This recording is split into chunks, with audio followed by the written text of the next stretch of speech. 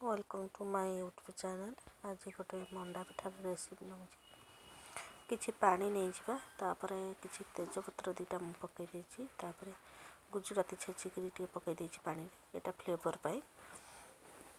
पानीटा देखंतु भलसे फुटी आसला। एबे हम तातरे ऐड करबा चीनी।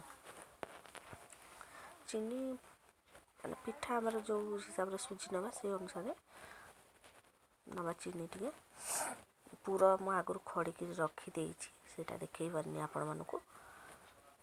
तरे किछि ओळे दबा में गोळेला पर चीनी एथर मेल्ट करी आसला फुटिलाणी पानी जेतो तापर हम जो तेजपत्र गुजराती पकई थिले ताको छाणी देबा।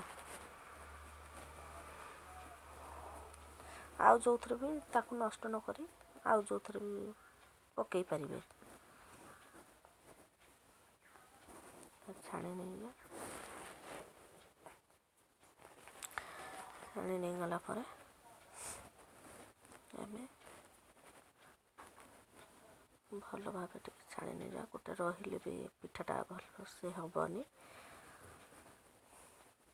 आपण मैंने जदि मो चैनल को सब्सक्राइब करना शीघ्र शीघ्र सब्सक्राइब कर दिंतु। आग को भल भल ब्लॉग आने को चेष्टा करी मध्य आने सुजी देखंतु मु 500 सुजी नहीं सुजी आम पकईदे कहीं टे असुविधा हो मोबाइलटा धरिकी पकाऊँगी से आउ सुजी पकईला बेले जदि आम पकईबा आड़े गोलैबा सुजीटा भल भाव से कौटी मुंडा रही टे आउ सब भल भाव से हो सीम टे करदे सीम कर गोलैबा कहीं हाई रे दे सुजीटा भल भाव सीझी पारनी न सीझिले पिठाटा हार्ड हे से सीम करदे सुजीटा को गोलाऊँगी देखंतु।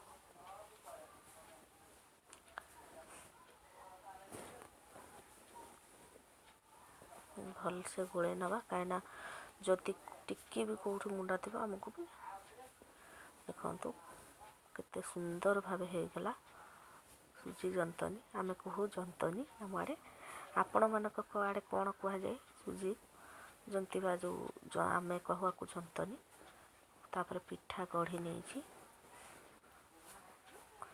खाली पूरा नड़िया पूरा नहीं छेना जेहेतु मो पाखे